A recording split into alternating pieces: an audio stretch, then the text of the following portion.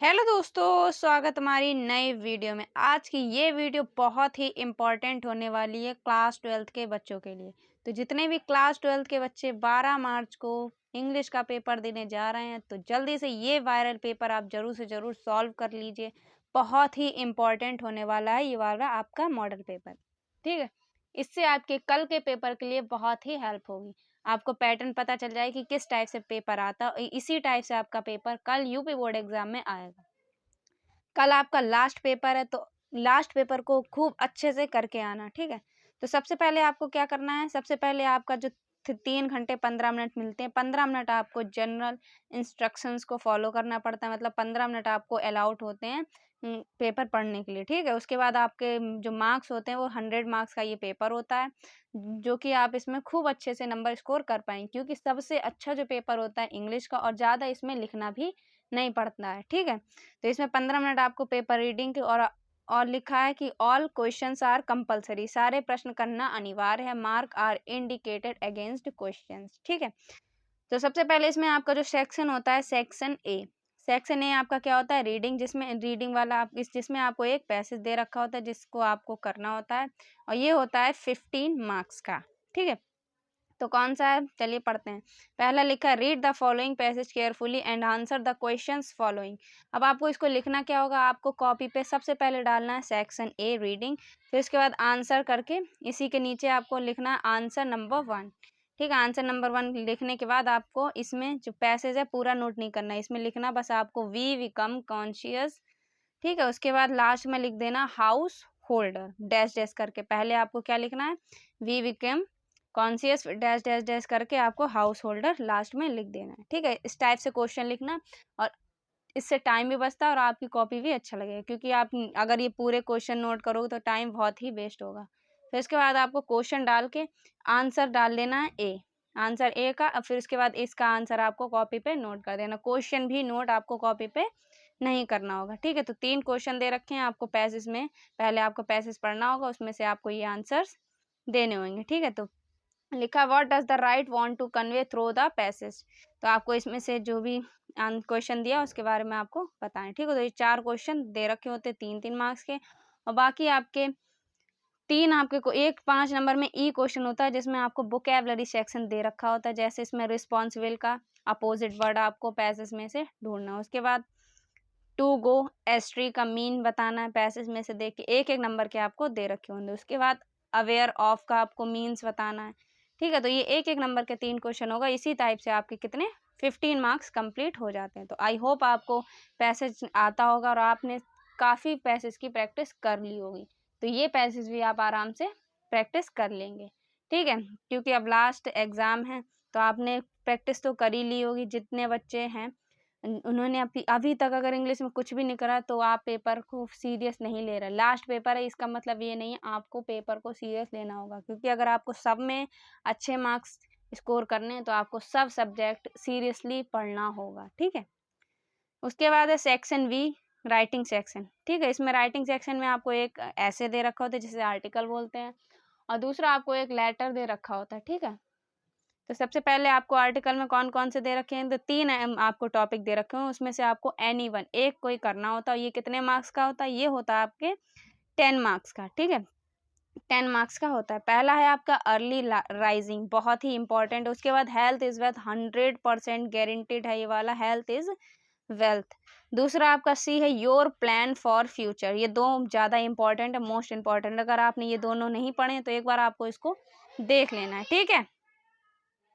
उसके बाद आपको क्या दे रखा है, उसके बाद आपको तीसरे नंबर पर लेटर दे रखा होता है, जिसमें लेटर टू एडिटर आ रहा है। इसमें लिखा है कि write a letter to editor of a newspaper about frequent break down of electricity in your locality, ठीक है। तो ये बहुत ही इंपॉर्टेंट है, इलेक्ट्रिसिटी इन अवर लोकेलिटी, ठीक है। तो ये मोस्ट इंपॉर्टेंट है लेटर टू एडिटर, बहुत बारी वाला पूछा गया है कि break down of electricity in your locality. उसके बाद दूसरा दे रखा है अ लेटर टू प्रिंसिपल, एक लेटर दे रखा है, इसमें एक लेटर टू एडिटर दे रखा है, ठीक है। तो principle of your college you full fees conclusion, तो इसमें आपको फुल फीस के बारे में बताना। उसके बाद आपका जो सेक्शन सी है वो ग्रामर सेक्शन, उसमें आपको 5 क्वेश्चन मिलते हैं 2-2 मार्क्स के, और MCQ बेस्ड होते हैं, ठीक है। तो चौथा क्वेश्चन है choose the correct option to answer the following question. इसमें लिखा है कि एक foreigner who settles in a countries is called. तो क्या कहलाएगा, इसमें आपके आंसर भी हाईलाइट हो रखे हैं, ठीक है। उसके बाद टू डाइज हार्नेंस मीन्स, उसके बाद सिनोनिम एक डिलीगेंट का उसका भी दे रखा है। उसके बाद cattles are grazing in the field. उसके बाद एंटोनेम दे रखा है इनविटिबल, ठीक है, इनविटिबल का एंटोनेम। तो इसमें सबके हाईलाइट हो रखे हैं, तो हम इसको जल्दी से पढ़ देते हैं। और आपको इस पेपर को घर पे बैठ के सॉल्व जरूर से जरूर करना है। कौन ये पेपर सॉल्व करेगा कमेंट बॉक्स में बताइए। आप अपने इंग्लिश को पेपर लेके कितना सीरियस हैं, क्योंकि लास्ट पेपर ऐसा थोड़ी ना, लास्ट पेपर इसको भी आपको अगर अच्छे से पढ़ रहे हो तो 70 में से आप 100 में से आपको 95 स्कोर, अगर जिस बच्चे को भी करना है 90 या 95 स्कोर, तो वो कमेंट बॉक्स में बताए कि कौन अपने पेपर को लेकर ज़्यादा सीरियस है, ठीक है। तो उसके बाद है change any one of the following indirect speech. उसके बाद आपको 2 स्पीच दे रखे होंगे, उसमें आपको इनडायरेक्ट स्पीच में बनाना है, ठीक है। तो how said to me inverted comma can you spare some money for me, ठीक है। तो आप ये 2 सेंटेंस कर लेना।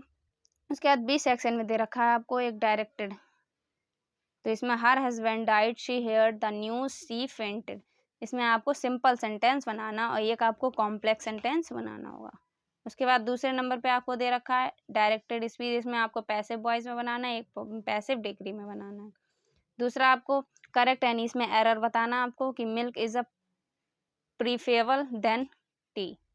उसके बाद he has received a letter yesterday. उसके बाद आपको क्या करना होगा, एक 2 होमोफोन्स दे रखे होंगे, उसमें से आपको इनके मीनिंग लिखने होंगे, उसको आपको सेंटेंस में बनाना हो, खुद अपने own sentence to make difference in their meaning, ठीक है। उसके बाद आपको एक ट्रांसलेशन दे रखी होगी 5 नंबर की, जो कि आती है ये ट्रांसलेशन। उसके बाद आपका हो जाता है सेक्शन डी लिटरेचर सेक्शन, जिसमें आपको प्रोज, पोइट्री और सप्लीमेंट्री आपको मिलती है, ठीक है। तो इसमें पहले आपको लॉन्ग दे रखा, आफ्टर द 2 शॉर्ट दे रखे होंगे, जिसमें से आपको वो 4 दे रखे हैं, इसमें से आपको 2 शॉर्ट करने होते हैं। 4 नंबर का एक शॉर्ट होगा आपका, ठीक है। तो 40 वर्ड्स का आपको लिखना है और 4 to 8 आपके नंबर पक्के हो जाएंगे अगर आपने 2 शॉर्ट बिल्कुल अच्छे से कर दिए। तो what does make want to become in life. तो मुकेश था क्या चाहता था अपनी जीवन में, ठीक है, इसमें आपको बताना। उसके बाद आपको अगर ये वाला नहीं आता तो आप ये भी कर सकते हैं, what did author think when he was drawing in deep water. 2 chapter बहुत ही इंपॉर्टेंट है, एक तो आपका मुकेश वाला और एक डीप वाटर, एक आपका एम हेमल वाला, ठीक है। उसके बाद आपको from where did peddler get ideas of world being rat trap. उसके बाद है गांधी जी वाला आपका दे रखा है, गांधी जी वाला भी इंपॉर्टेंट। उसके बाद आपको एक लॉन्ग दे रखा है, 2 लॉन्ग दे रखे होंगे, उसमें से कोई आपको एक करने होंगे और 80 वर्ड्स की लिमिट है, ठीक है। तो इन दोनों में से कोई भी आपको जो भी आता हो वो कर दीजिए। पहला दे रखा what was the contributions of the ordinary people to the freedom movement. उसके बाद रेड ट्रैप वाला दे रखा है कि रेड ट्रैप की the rat trap story is a mixture of entertainment and philosophy. उसके बाद आपको पोइट्री सेक्शन आ जाएगा, उसमें आपको एक स्टैंजा दे रखा हो जिसके आपको आंसर करने होंगे, 6 नंबर का ये है आपका। फिर उसके बाद सेंट्रल आइडिया 4 नंबर में दिया है। सेंट्रल आइडिया कौन से इंपॉर्टेंट, ये तीनों ही मोस्ट इंपॉर्टेंट, 100% गारंटीड। अगर आप ये तीनों पढ़ के जाते हैं तो इन तीनों में से ही आपके पक्के हो जाएंगे 4 नंबर। ये 3 मोस्ट इंपॉर्टेंट है, ठीक है। आ थिंग्स ऑफ ब्यूटी, उसके आ थिंग ऑफ ब्यूटी, उसके बाद माई मदर एट 66 और कीपिंग क्वाइट, ये तीनों ही इंपॉर्टेंट है, ठीक है। उसके बाद है आपको फिर सप्लीमेंट्री में एक 2 शॉर्ट फिर से करने होंगे, why did Charlie never again find the third level. उसके बाद आपको ऑप्शन में दे रखा है what predictions was made at tiger king's birth. ये दोनों ही चैप्टर इंपॉर्टेंट है, द थर्ड लेवल और द टाइगर किंग। उसके बाद how is Antarctica the perfect place to study environmental change. उसके बाद है ऑप्शन में why was Sadao sent to America. उसके बाद आपको कोई एक लॉन्ग करना होगा, इसमें से describe Antarctica in own word on the basis of lesson in journey to end of the earth. उसके बाद इसमें से अगर आपको ये नहीं आता तो आप 4 लेवल वाला भी कर सकते हैं, the third level at Grand Central Station. तो ये था आपका इंग्लिश का मोस्ट इम्पॉर्टेंट पेपर, जो कि आपके बोर्ड एग्ज़ाम के लिए काफ़ी हेल्पफुल होने वाला है। तो जितने भी क्लास 12 के बच्चे इस वीडियो को देख रहे हैं, जल्दी से चैनल को सब्सक्राइब कर लीजिए, और वीडियो पे अगर नए हैं तो जल्दी से इस वीडियो को अपने फ्रेंड के साथ शेयर कीजिए, उनकी भी इस वीडियो से, इस पेपर से आप उनकी हेल्प हो जाए। ठीक है, तो आपका लास्ट पेपर आराम से अच्छा फोड़ के आइए। और कितने नंबर का आपका टारगेट है, कल आप 100 में से कितना इंग्लिश में टारगेट करने वाले हैं, आपको कमेंट सेक्शन में बताना हो कि 100 में से आप कितने का टारगेट है आपके इंग्लिश के पेपर में। तो कल है आपका लास्ट पेपर, और हैप्पी होली आपके लिए एडवांस। आप अच्छे, अब 12th आपका पास हो जाए तो आप अच्छा करियर आप चूज़ करें। आई होप आपको ये वीडियो बहुत ही अच्छी लगी होगी। तो मिलते हैं अगली वीडियो में, तब तक के लिए जय हिंद, ऑल द बेस्ट।